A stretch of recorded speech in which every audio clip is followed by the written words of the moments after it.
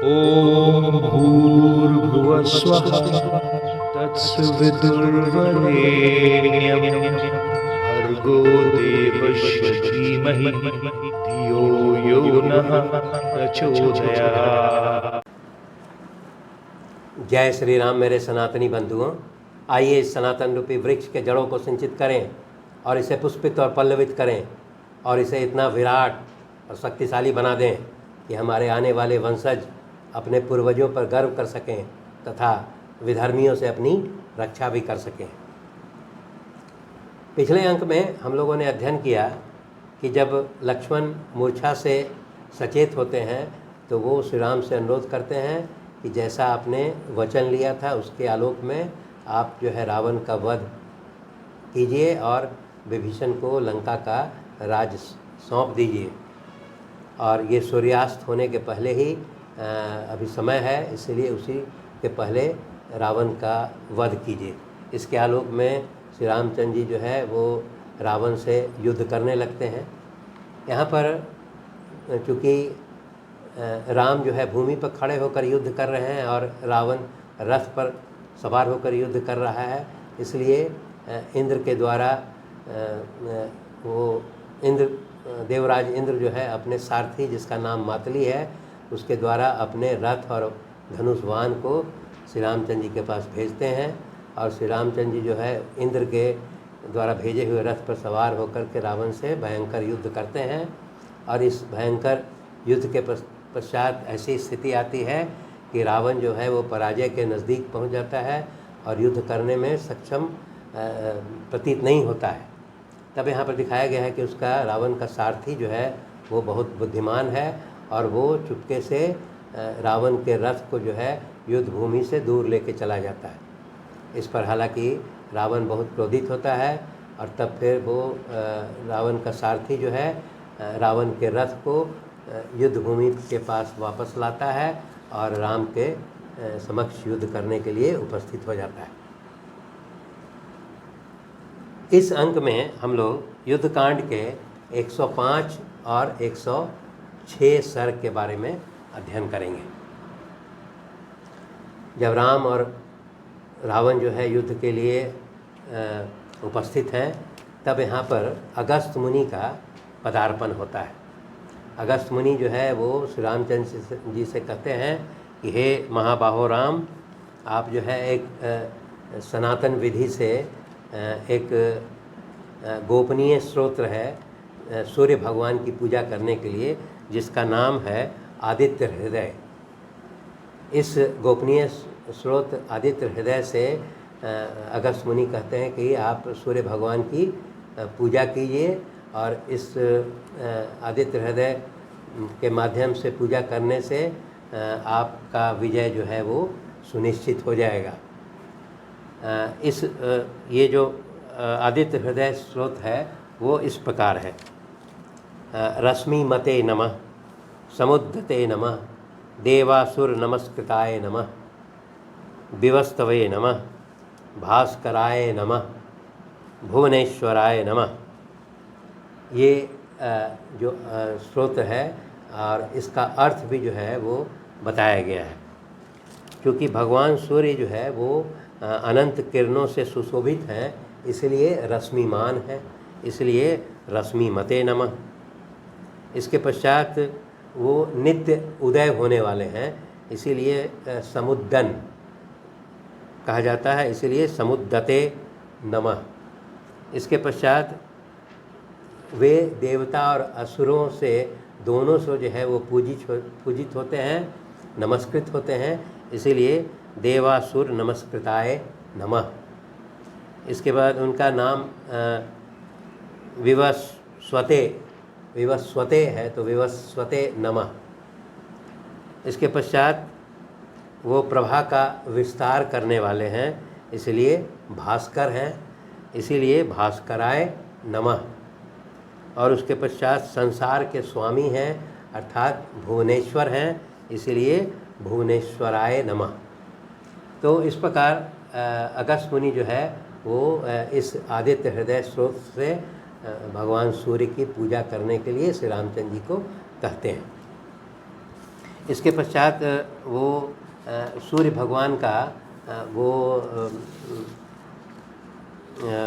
विवेचना भी कहते हैं, और वो कहते हैं कि सूर्य भगवान जो है वही ब्रह्मा हैं, वही विष्णु हैं, वही शिव हैं, स्कंद हैं, प्रजापति हैं, इंद्र हैं, कुबेर हैं, काल हैं, यम हैं, चंद्रमा हैं, वरुण, पितर, वसु, साध्य, अश्विनी कुमार, मरुदगण, मनु, वायु, अग्नि, प्रजा, प्राण, ऋतुओं को प्रकट करने वाले तथा प्रजा के पुंज है, प्रभा के पुंज है।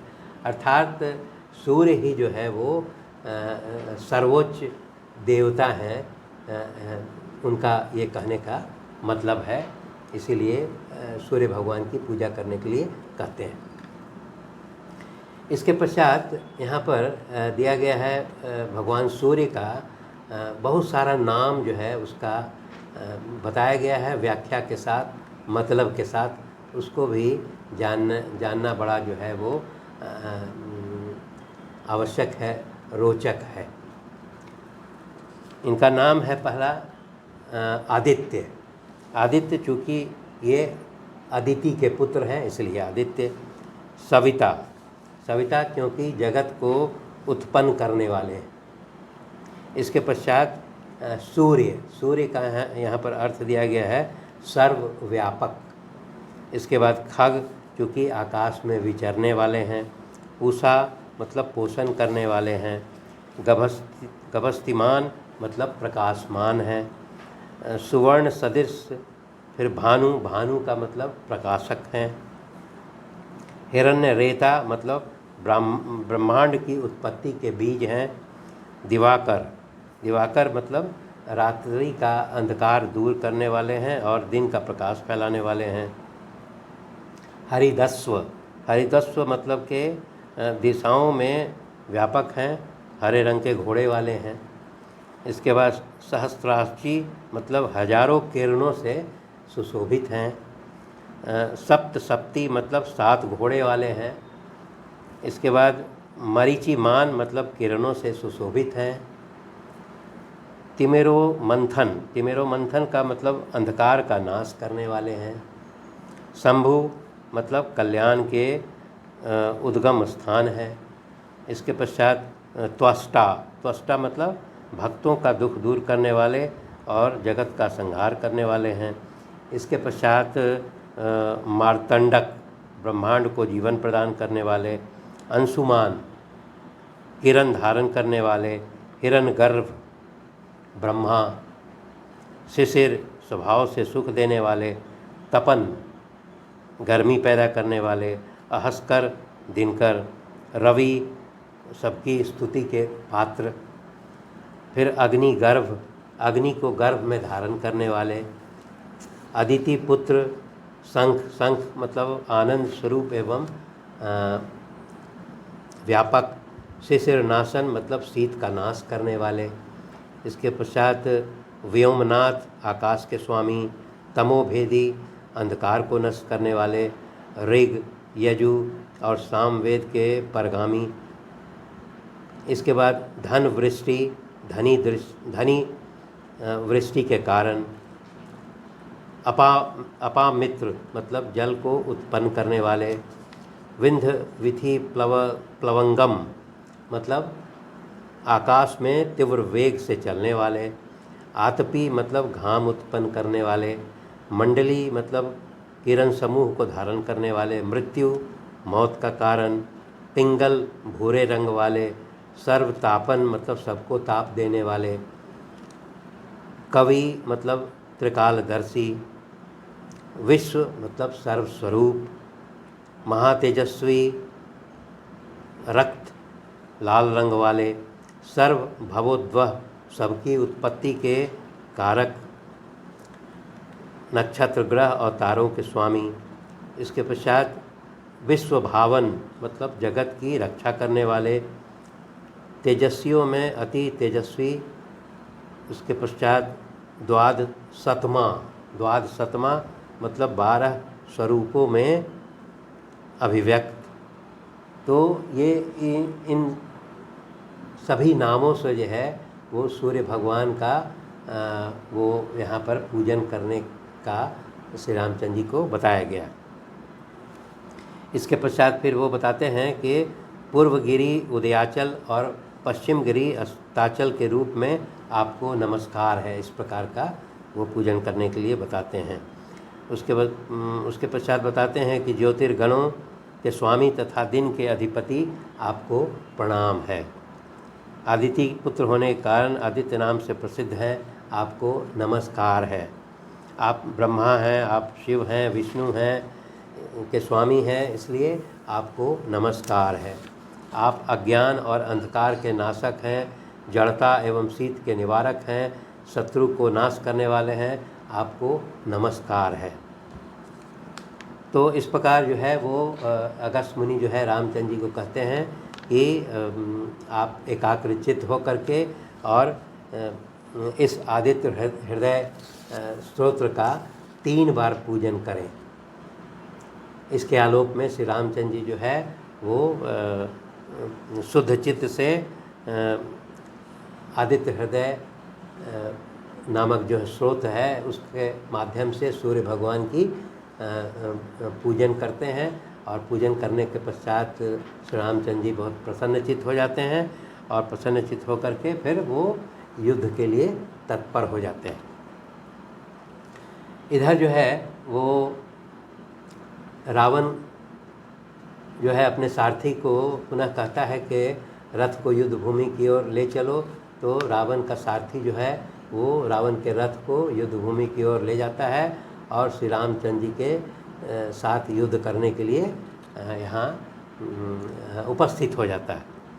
और उसके पश्चात दोनों सर्वप्रथम जो है रावण वानों से प्रहार करता है और राम पर, इसके पश्चात रामचंद्र जी भी जो है अपने वानों से प्रहार करते हैं। और उसके यहाँ पर दिखाया गया है कि तब जो है वो मातली को कुछ निर्देश भी देते हैं। जो इंद्र का सारथी है जिस पर श्री रामचंद्र जी सवार हैं, उसको भी एक निर्देश देते हैं और कहते हैं कि तुम तो बुद्धिमान हो, और चूँकि इंद्र के तुम सारथी हो इसलिए तुम्हें बहुत बताने की आवश्यकता नहीं है, बल्कि वो सिर्फ सावधानी बरत करके युद्ध में कैसे तुम्हें रथ का संचालन करना है, तुम उसी प्रकार रथ का संचालन करो। और वो मातली जो है इस प्रकार वो रथ का संचालन करता है।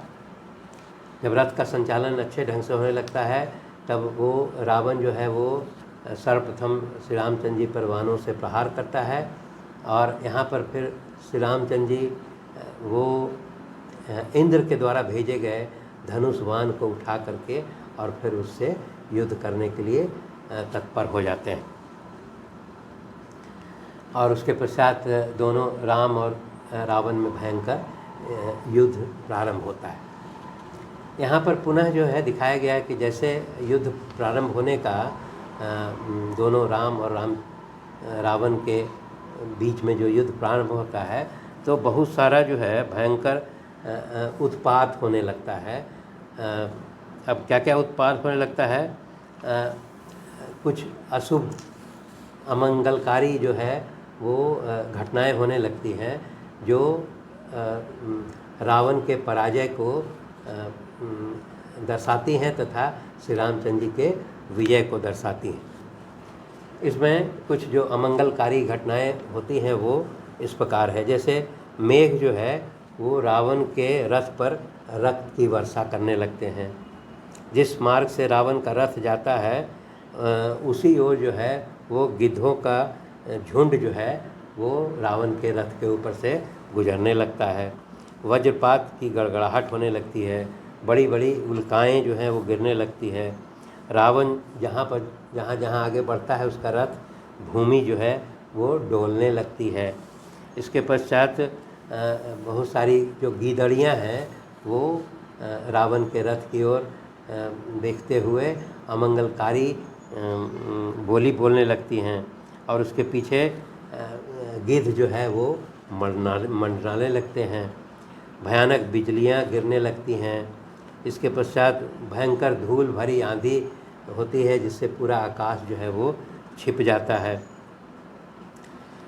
रावण का जो रथ का घोड़ा है वो उसके आँखों से आंसू निकलने लगते हैं तथा उसके जघन स्थल से अग्नि निकलने लगता है। इस प्रकार बहुत सारे जो भयंकर उत्पात होने लगते हैं, अमंगलकारी सूचनाएं, अमंगलकारी घटनाएं होने लगती हैं जो रावण के विनाश की सूचना देने लगती हैं। श्री रामचंद्र जी के समक्ष भी जो है बहुत सारी घटनाएं होती हैं जो उनके विजय की सूचना देने लगती हैं।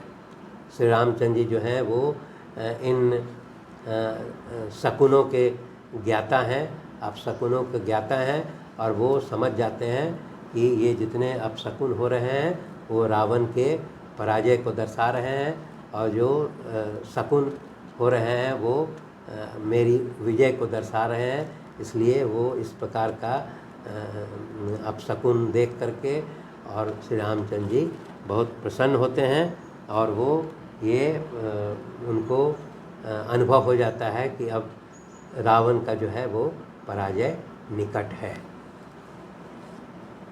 धन्यवाद।